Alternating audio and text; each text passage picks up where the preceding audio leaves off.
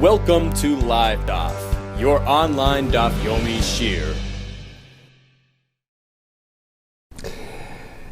Shalom Aleichem, and welcome back to today's Daf Hayomi, Maseches BECHOROS Daf Lamed. We are holding at the Mishnah, which is around 8 lines from the top of the Amid.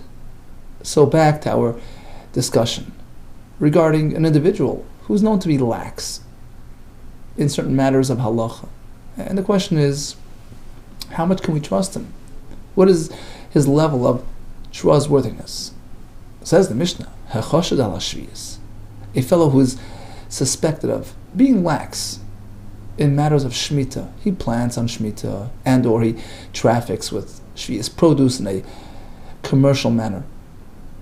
So although he's not serious about Shemitah, and now we can't really trust him in those matters, but Einoi Choshed al Masrus doesn't mean that he's lax and suspected of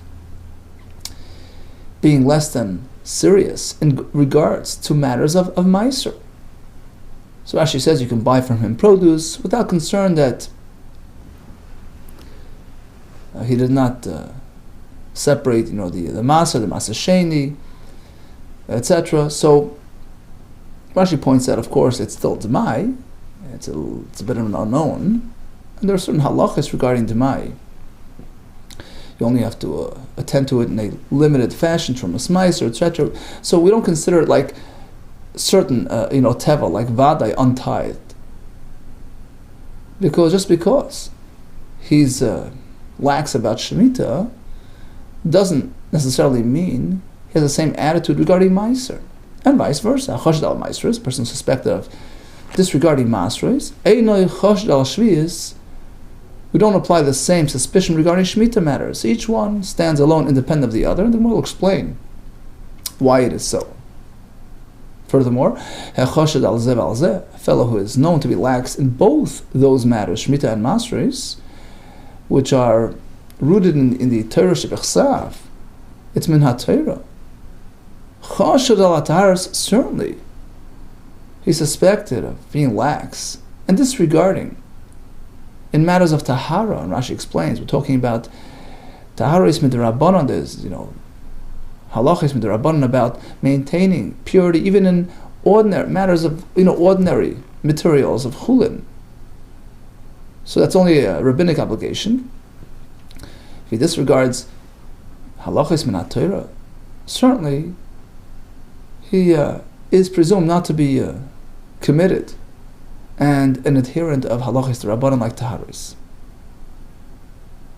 But on the other hand, just because he takes taharis lightly, that's because it's only d'Rabbanan, he doesn't take it seriously. But certainly when it comes to more serious, so to speak, matters like Shvita and Maasres, which are min ha-Torah, he complies with that. V'yesh shu choshed taharis, we have a case where a fellow, although he's suspected and known to be lax in matters of taharis, which is Rabbanon, but ve'enei choshed lo ya'azev al azeh, but he's not suspected of disregarding matters of min ha-Torah, which is Shviyas and Masros, for example. Zaklal.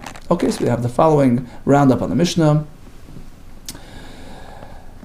Ha'choshed al adavar, a fellow suspected of being lax in a specific matter, he has no trustworthiness, he has no ne'emanus, lo danai, he can't adjudicate on a matter pertaining to something which he doesn't take seriously. How could you trust him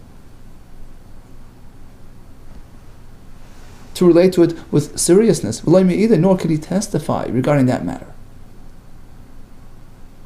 So in the beginning we learned that laxity in Shemitah doesn't necessarily indicate laxity in Maser. Why? My time says the Gemara, why? Because in his mind, perhaps, Maser stands higher, is more severe than Shemitah. Why? Shviyas l'bayachayma, in contrast to Shemitah material, which can be eaten anywhere, even in an unwalled area. You don't have to be in a city with a wall. As opposed to Maser Sheni, which the pasuk says, you eat it l'fnei Hashem l'kecha in Yerushalayim, in the walls. Given the bayachayma, since you have to sit within the walls, since that is that added element, that added requirement, so in his mind, Chamerle, it's more severe, more important. Although he disregards Shemitah, but he'll keep Maser. And vice versa as well. There's an element in Shemitah which lends to perception that it's more important than Maser. And therefore, Choshed al Masers, if he's suspected of being lax in Masers, he'll keep Shemitah. My time, why? Maser is Lepidyon. In contrast to Maser Sheni, which you can just redeem and convert to Kedusha, transfer onto money, Shvius does not have that option. Given the less lay, given the Komisra lay, less Lepidyon, since it's Asr, it means it's Shvi's status is permanent, it has no Pidyon option. In his mind, Chamir lay, it's more important and stands higher, in which case he'll keep to it. If he disregards both matters, certainly in matters of taharis. Why? Given the chosh deraisa, since he's lax in matters of deraisa, kolshkin certainly in matters of taharis, which is only adarabban. V'yeshu chosh taharis. On the other hand, if he disregards taharis, it doesn't necessarily mean he has the same attitude regarding shvius and masa, which is minatoir. My time of why need the adarabban lechosh, since just because he's suspected regarding matters of the Rabbana, which he disregards, but Adai Raisa, Lechoshed, not so on matters of Minatura. V'Ramini, now comes a kasha from a Braisa, which indicates that even a fellow who's known to disregard matters of Taharis, which is only the Rabbanan, he's now suspect of even the Raisas. V'Ramini, Neman ala Taharis, Neman ala Shvius. Okay, so if a fellow adheres to matters of Taharis, and he's also trustworthy regarding Shemitah. Let's make an inference, a diak. But otherwise, if he's not good to Taharis, he's not good for Shemitah either. You don't differentiate. Chashid. However, if he's suspected of being lax in Taharis, then Chashid on matters of Shemitah as well. Whereas now Mishnah, we differentiate. Amar Eloi, I'll tell you what's going on. Really, if a person is lax in Taharis, we assume he's lax on other matters as well. So why the Mishnah? Is he not? Amar V'loi Masnis, the Mishnah is speaking about a unique circumstance. Kisharenu. It's an exceptional case. We noticed. We witnessed. Shanoyeg b'tzinim tech beisei. That in fact, in the privacy of his own home, he adheres. He conforms to matters of Shemitah and Meiser. As Rashi says, in which case, you can't say he's just doing it for show, for our parents. He's doing it in private as well, with nobody around. So once we have that first-hand information, that in fact, he's serious about all these matters, then we can trust him. But otherwise, we can't. Rabbi Yana B'Shmuel Amar, here comes the second answer.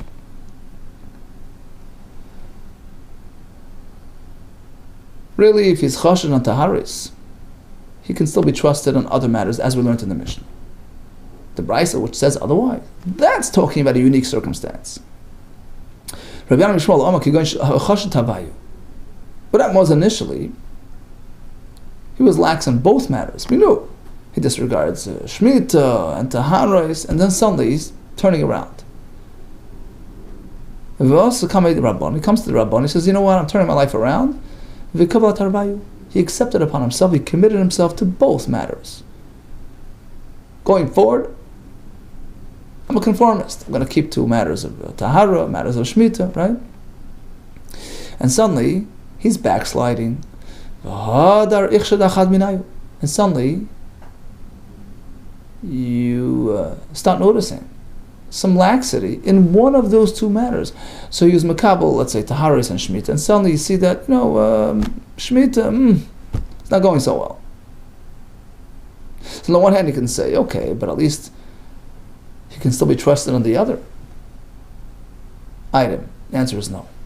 Darminan, we deduce from this backsliding that in fact, he either he wasn't really serious on either of them, or he wasn't able, right? So it's more probable to say that he's going back to where he started. That means we say migo, since the chashid, since he's suspected of one, he's lax on one, the whole package is dissolved and he's back to square one. Chashid nam ya'idach, he's suspected of the other one as well, and reversed to his earlier status, and he cannot really be trusted on either item. But otherwise, in the standard case, according to this pshat in the Gemara.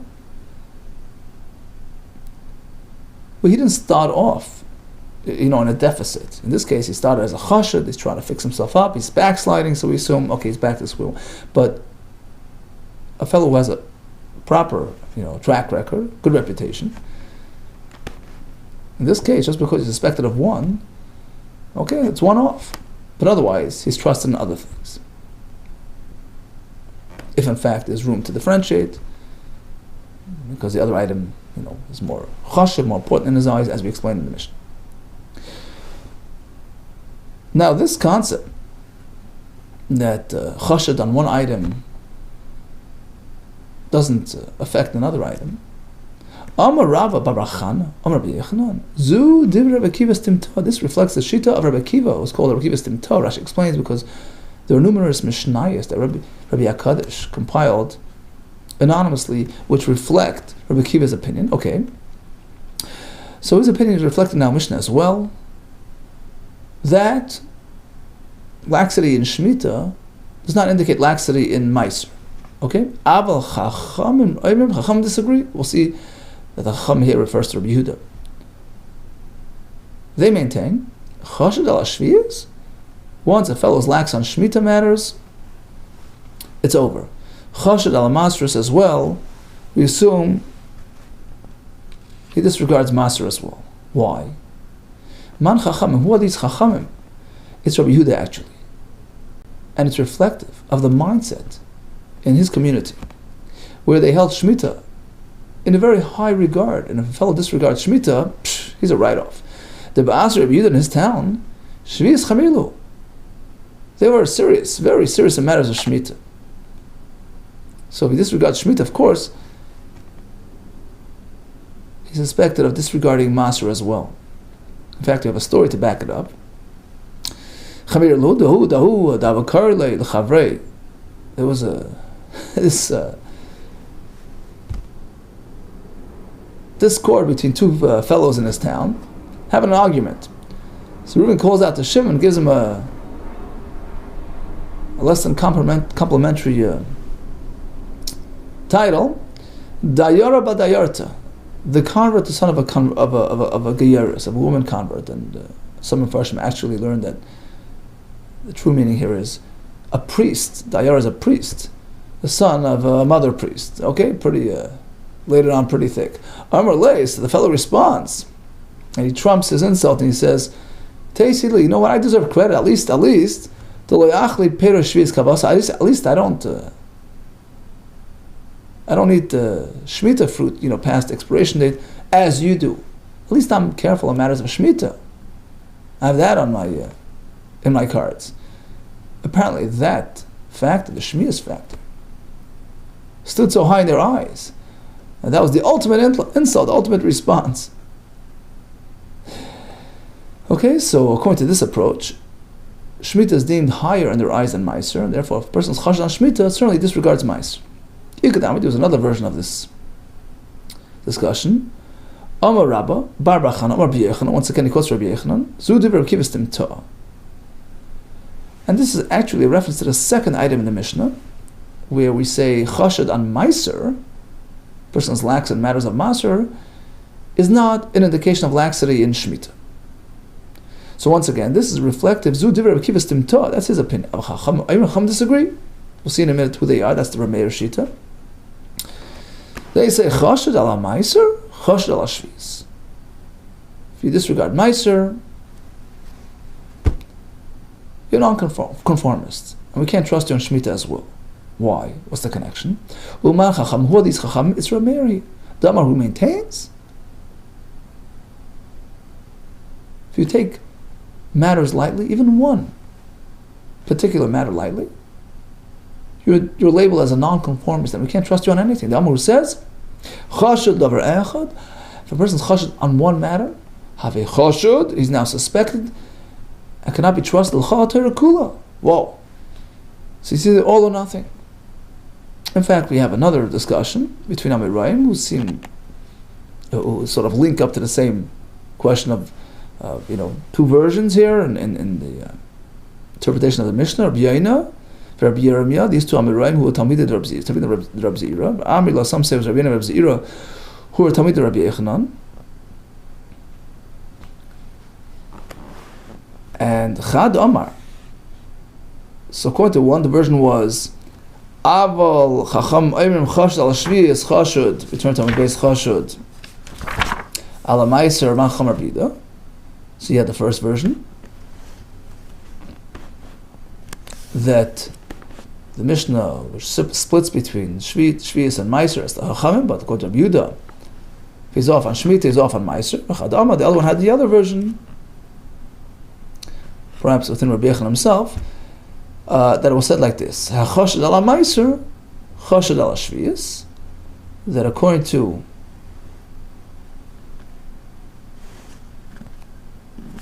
the Chachamim, once he's lax on Meiser, he's also lax on Shemitah. Who's that? That's Rameir.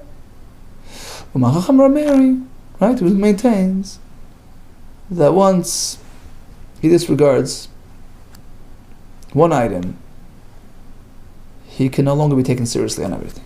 Now, where do we find this opinion of Rameir?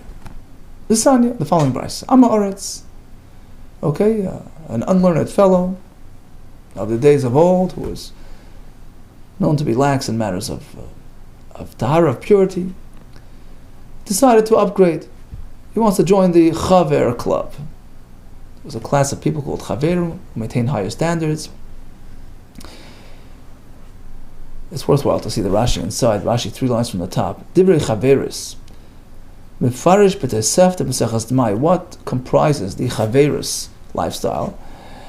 Shalit in Truma Ma'aser Lam Oretz. He's not meant to give Truma Ma'aser Tam Oretz, who's known to be less than careful in maintaining their standards, maintaining their tahara.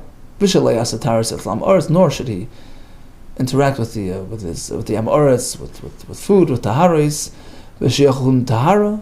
He consumes his own chulin in a state of purity, right, which is a high level of living. Right, the Ramban actually brings in the beginning of the last week's parsha, Kadeshim Tiu, he says that a person should maintain higher standards of sanctity, and included in that is to maintain tahara. Although you're just a Yisrael, you're not even a Kohen, right, who has the obligation to maintain, but maintaining tahara in life is a mile, it's an advantage. And that's what the Chaverim would do. He takes off ma'aser from what he eats and also from what he gives to others. Okay, so they maintain high standards in matters of ma'aser, in matters of tahara, and Am Oretz is deciding to turn his life around. He wants to be one of the club. Interestingly, by the way, the Rambam in Pirush HaMishnah Mesechas D'mai on the discussion of Chaveris, he asks, why is it called Chaver, friend? He says, because that's the true friendship.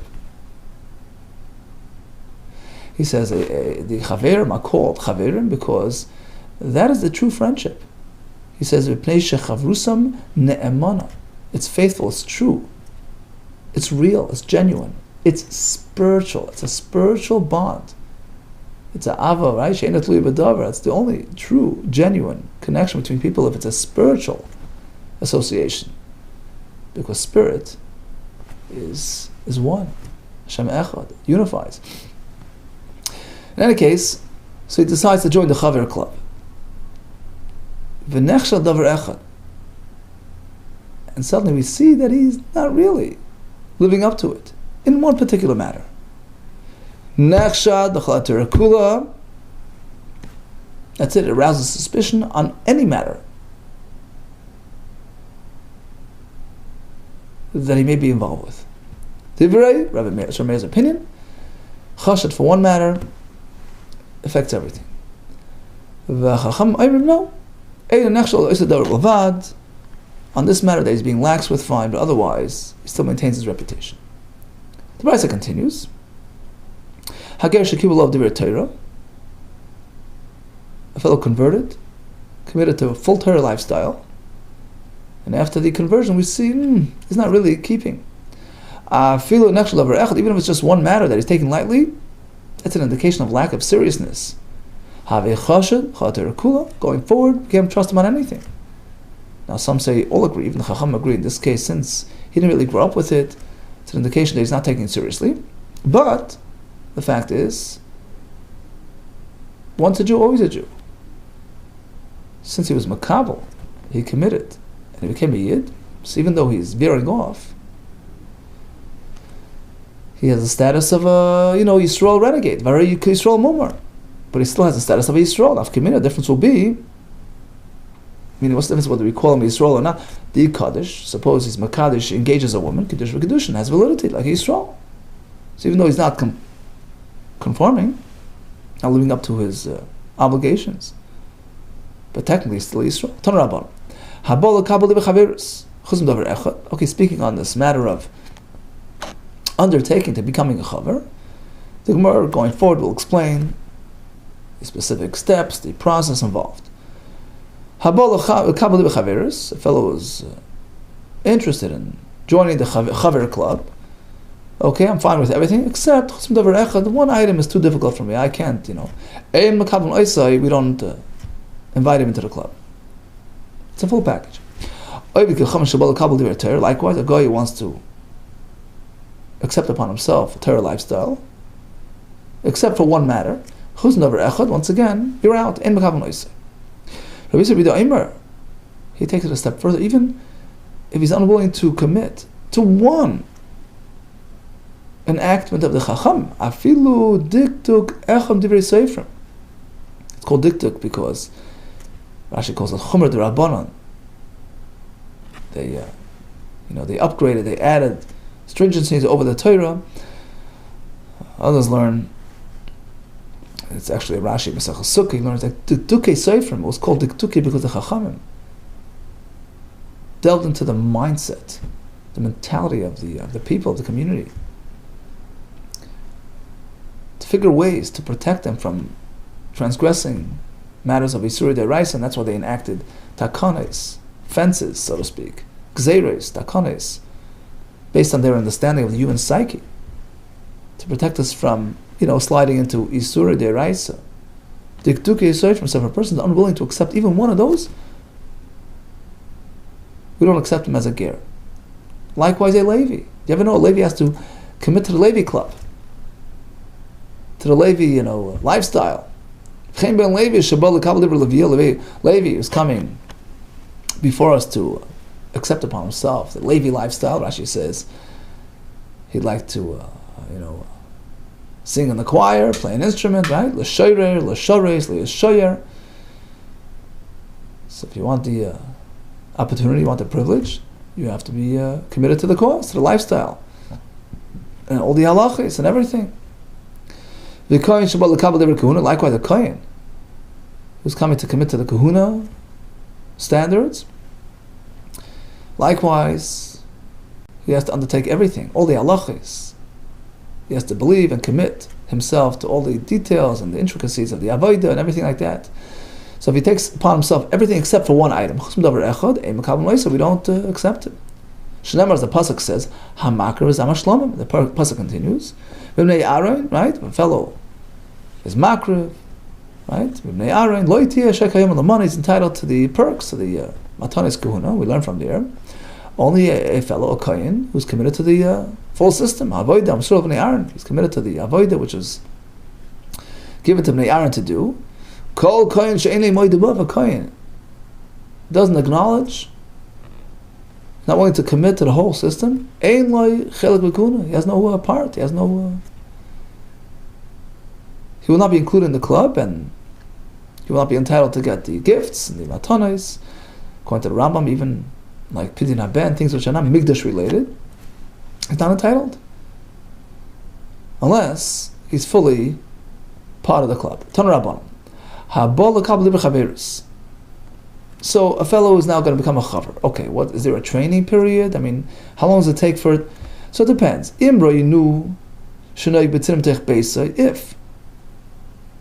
we have first-hand information, first-hand knowledge that we noticed him conducting himself on this higher standard in the privacy of his home before having come to us for that formal acceptance, then we can accept him, give him a card, and then we train him in on the job, because we know that he's serious, he's sincere. Any question he'll come ask us.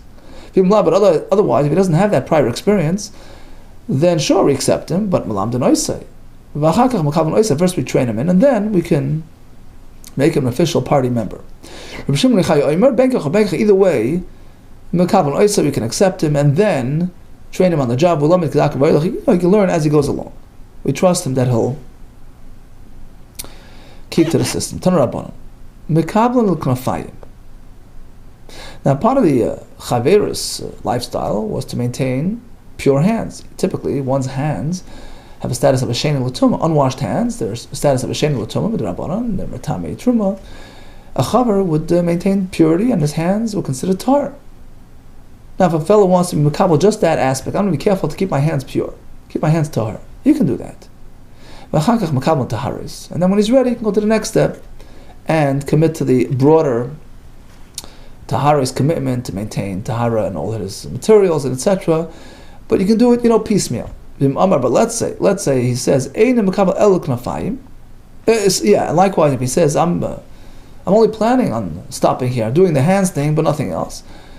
Yeah, that's also sufficient. Okay, because knafayim is sort of a standalone, independent element of this chaver system, and it's okay to do part. But kibbul taharis, suppose he committed to the broader lifestyle regarding taharis all around. V'loy kibbul knafayim, but he says, the hands, that's too difficult for me to keep my hands. It's a non-starter, because if your hands are impure, then anything that you touch, you can't. It's not going to be practical. Afal taharis like kibbul, then his commitment on taharis is not really going to hold water either. Ad kama mekabel oisai. Okay, so he went through the first acceptance stage. He was miskabel. He's part of the club. Now, at what point can we, sort of actually trust him? Does he need, to establish himself and his credibility? Regarding the status of his drinks, of his liquids, which can become a tummy, but it's only midrabanan. So over there, it's sufficient. He establishes himself as for 30 days to gain credibility on that, so that his liquids are considered tar. But l'ksus, regarding the status of his garments, where the concern is tumah min ha-Torah, that requires a longer training period. If we see that he's maintaining this higher standard for 12 months, so going forward, his begadim have a tahara status. Whether it's liquids or clothing, you need 12 months to establish yourself. Ask the Gemara, in which case Beis Hillel is more strict than Beis Shammai. If that's the case, Havalei Mikule Beis Shammai. Beis Hillel is another example where Beis Shammai are lenient. They hold that 30 days is enough for a mashkin, and Beis Hillel machmer 12 months. So why isn't that listed in the listing in Maseches Ediyos, where we have merely a total of 6 items? You see, typically Beis Hillel was made as a chesed, more lenient in their approach to learning and psak. 6 exceptions are noted in Maseches Ediyos. Well, if this is another one, it should be 7. Ella, rather, the correct version is that Beis Hillel oimrim echod zevechaz shleishim yom, whether it's mashkin or l'ksus, it's l'shleishim 30 days is enough, in which case they're actually being lenient, which is consistent with their general, positions. Simon chaver talmud cheles meches chazuk gabe ba'atzmo. Tan Rabbana. Further on the topic of the chaverus acceptance process, Tan Rabbana, chabol kabul chaverus, a fellow is holy by committing to the chaverus system. Tzorach l'kabel fnei shlish chaverim.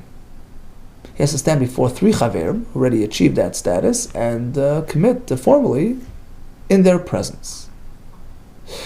But that only applies to the head of household. His children need not come personally. They're sort of part of the package. We assume that they also adopted their father's standards, and they need not accept personally on their own. Ubanav, Nebesa, his family, they don't have to make that special kabbalah. Rama Shimon, Ben Gamliel says no. Just because a father is committed doesn't mean that it affected everybody in the family, unless you know. They too have to come and formally declare their commitment to this lifestyle.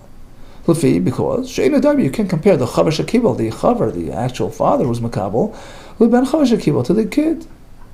You want him to come and declare outright that he's committed personally, in which case that would spur him to a more serious regard to these matters. Okay, again, so the commitment to become a chaver has to be done in front of 3 chaverim. And here comes a chiddush. Talmud chacham, even a learned fellow, a Talmud chacham, who already achieved high status in spirituality, he also has to commit in the same manner, to have that formal commitment in front of 3 chaverim, that going forward he's going to be careful in these specific matters of tahara, etc. But if he's zaken yeshiva, he's a renowned, leader, he's a big Talmud chacham, a member of the Bezdin, according to some opinions. According to others, just means he's a Rosh HaYeshiva.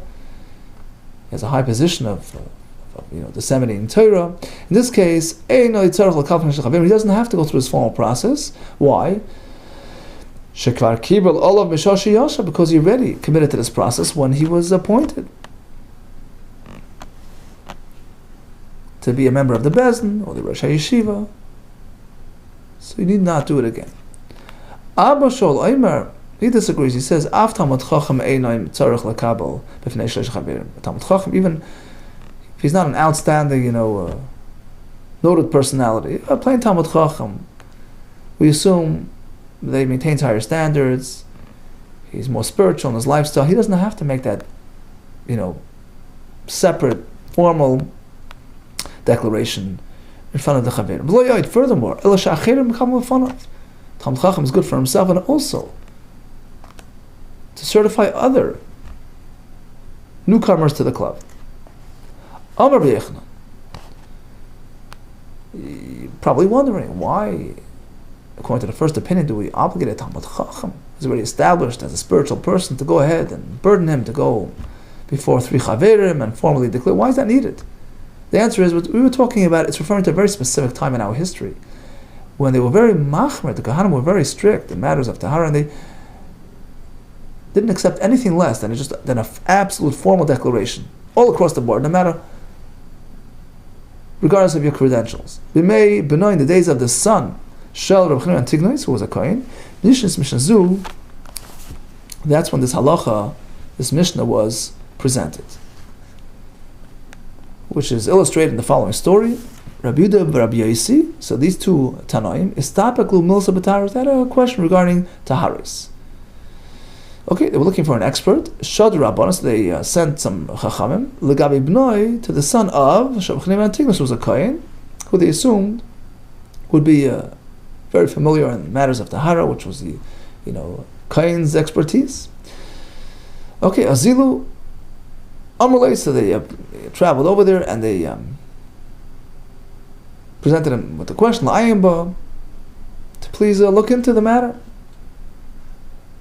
Azilu, so Rabbi Yehuda, Rabbi Yosi instructed their emissaries, Azilu, go ahead, go travel, and relate to him our question. Azilu, Imrulay La'ayimba, ask him to look into it. Okay, Ashkechua, they arrived at his place and they noticed that he was carrying the kahatoin, he was carrying taharis, matters, materials, food which are tar. Okay, and they presented, their question to him, but he didn't trust his visitors with the materials. In fact, he appointed, guards to watch over them. Oisiv Rabbanim Mididei, so he placed some of his chachamim, who were chaverim, ligabayu, alongside the guests, to keep an eye on his food, to maintain its tahara. He didn't trust his Talmid Chachamim guest. He had his own people. He went ahead and he got up to look into the matter, and then he gave him an answer, and they went back home.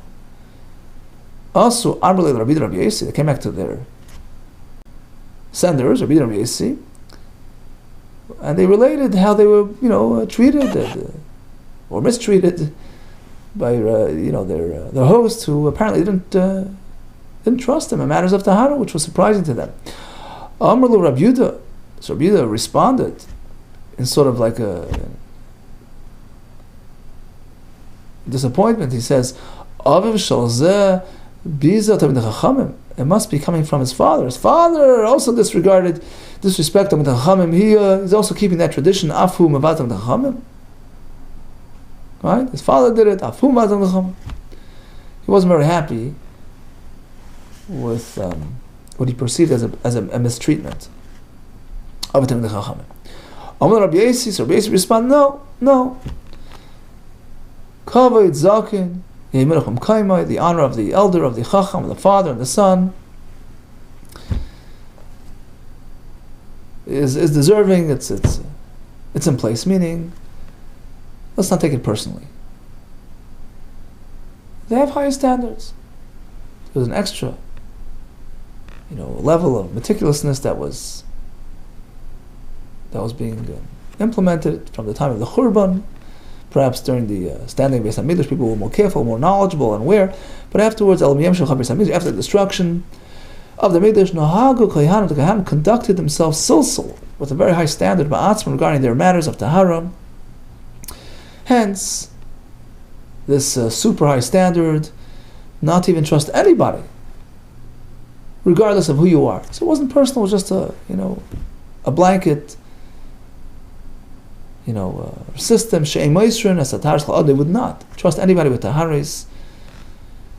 And in fact, that is what was reflected in the Brisa earlier, where we demanded that even a Talmud Chacham go be makabel in front of three chaver in a formal declaration.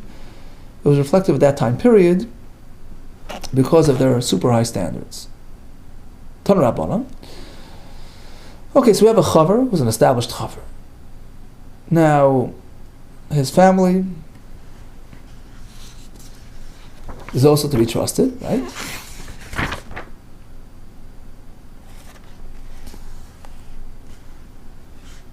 As we explained, Tanakama maintained they don't have to have their own personal commitment. They're part of the family. They're also on the same track.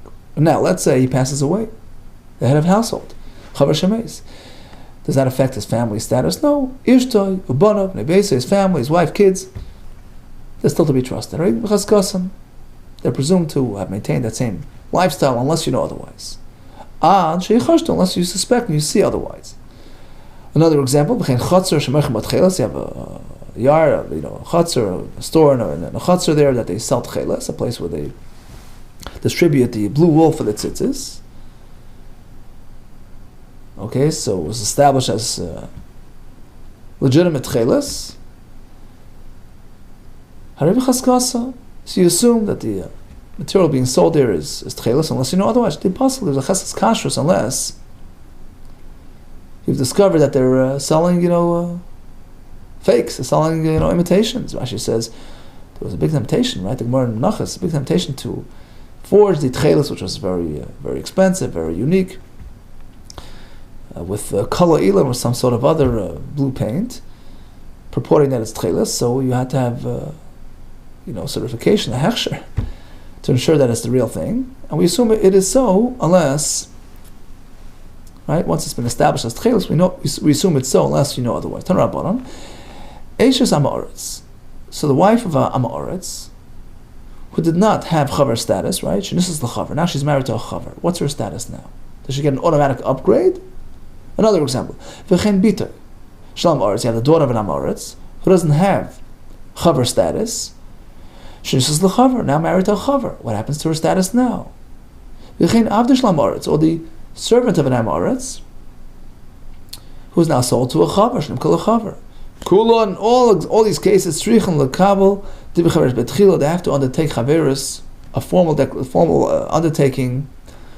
It is not assumed that they're now on the chaver track just because they're in a chaver household. They didn't grow up with it, so let's not assume anything unless they actually take on a formal commitment. Aval, however, in the reverse, Eishes chaver, if she was already married to a chaver and already maintained that higher lifestyle, and now she's married to Amaretz. Another example, Chembita shel chaver, or the daughter of a chaver, Shenisis, who's now married to Amaretz. V'chein, likewise, Avdi shel chaver, Shenimka was sold to Amaretz. In these cases, since the They've already established a track record of chavrus. They don't have to reestablish themselves anew, despite this new environment, which is not necessarily conducive to chaverus. But since they have already lived that lifestyle, we assume it's intact unless proven otherwise. Rameh disagrees. A person is affected by his environment. They lost their status unless they reestablish themselves.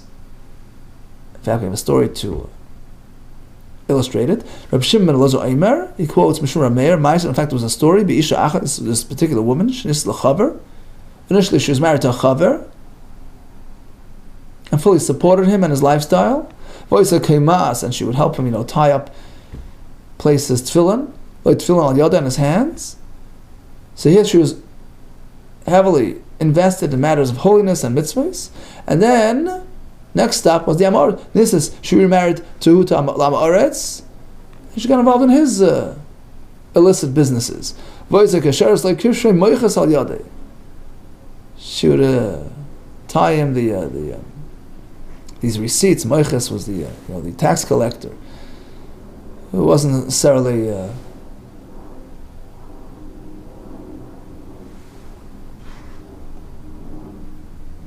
known as the most honest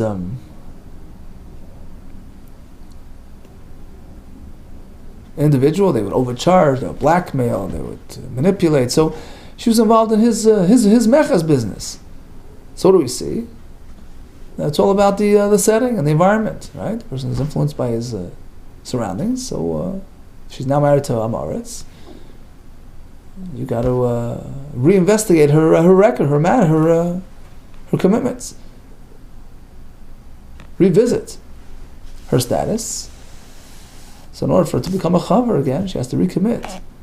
I mean, a kabbalah in a formal kabbalah. Okay, so in a nutshell, we learned about a fellow being lax in matters of Shemitah. It's not an indication of laxity in Maser and vice versa. And the rule of thumb is that just because he's lax on a matter which, in his eyes, is not as important as the other item, doesn't mean have the same attitude on the other item. Turns out that Rameir holds that we don't differentiate. Chashad on one thing is chashad on everything. Rabbi Yehuda maintained a similar approach regarding Shemitah. Shemitah in his place was like supreme, so if you disregard it, you're off the mat. We speak about being makabel with sincerity, whether it's to become a chaver, become a ger, become a Levi, a part of the Levi family, the Kayin crew. We spoke about the timing and the processes involved in becoming a chaver, training period, the extent of his kabbalah. In front of 3 chaverim, it was a shayla whether Talmud Chacham has to have a special kabbalah or not. We spoke about the family of a chaver maintaining its status, and the Eisha's chaver is now married to Amaretz, whether or not she's presumed to still have chaver standards. Okay? Suras Tavis, all the best to you and much, much haslacha.